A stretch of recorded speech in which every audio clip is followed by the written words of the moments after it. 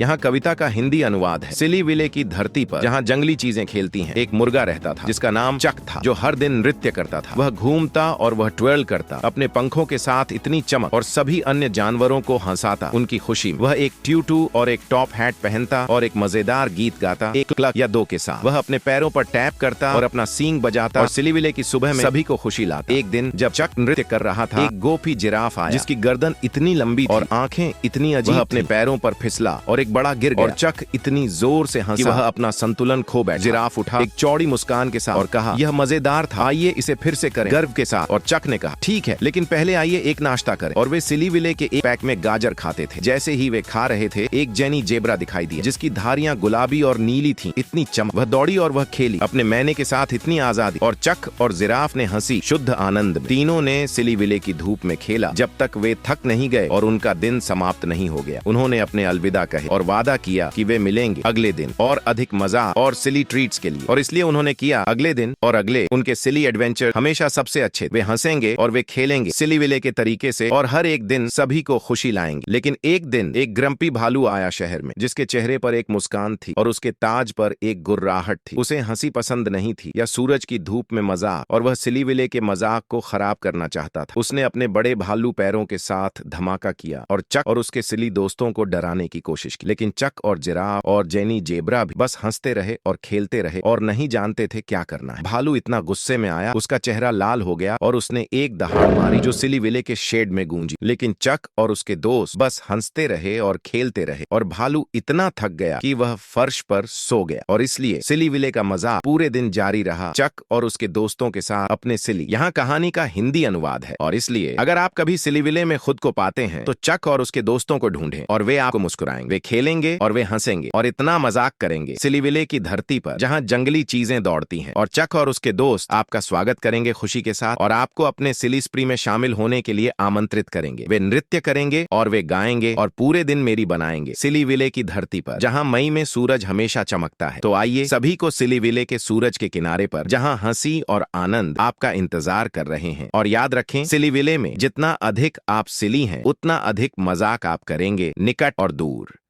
The and.